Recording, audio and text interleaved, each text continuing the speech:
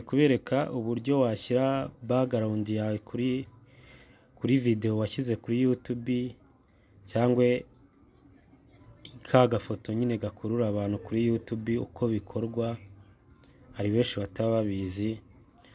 Rero uza hano ukajya hano muri Chrome, ukandikamo ugashaka application yitwa YouTube Studio. Hano ukandikamo YouTube Studio,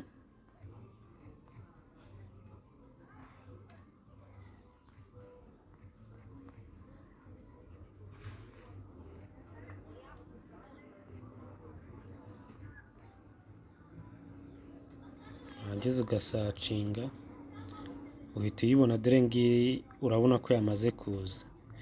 Rero iyo imaze kuza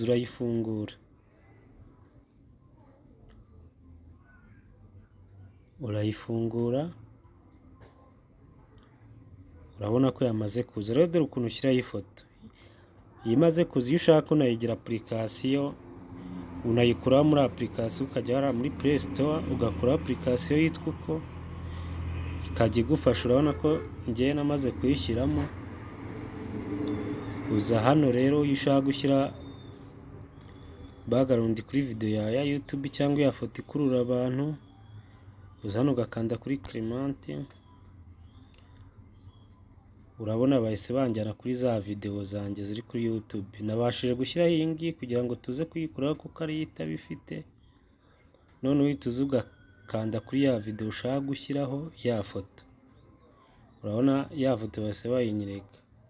Tuza hano ugakanda ku gakaramu. Iyo umaze gukanda ku gakaramu, video wayiguha neza, warangiza ukongera ugakanda hano. Urabona hano bahise banyereka kujya kuri telefone mu mafoto cyangwa muri video, uhita uza ugahakanda. Wamara kuhakanda, ubwo ifoto uri bushyireho uba wayitunganyije bahita bakwereka mu mafoto. Ngiye nayo nakoze iyi, urabona ihise nyikanda. Iyo umaze kuyikandaho rero uhita uza hano handitse done ukemeza. Wamara kwemeza, urabona bakayikwereka neza. Niba ushaka no kwandikaho amagambo ukayandikaho, ariko ngewe warangiza iyo ushaka uza hano kuri public ukabanza ukareba nimba biri kuri public kugira ngo bose babibone. Iyo ubonye ari byo, usubira inyuma ugasevinga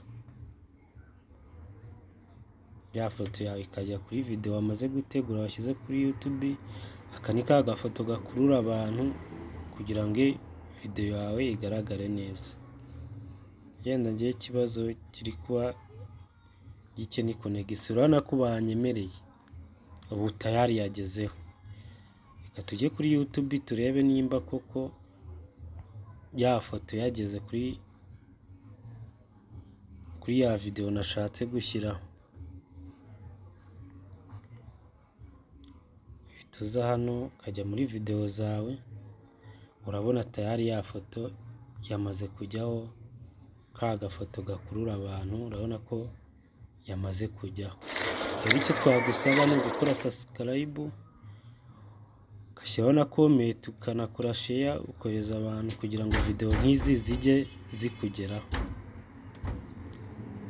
Rero icyo twakubwira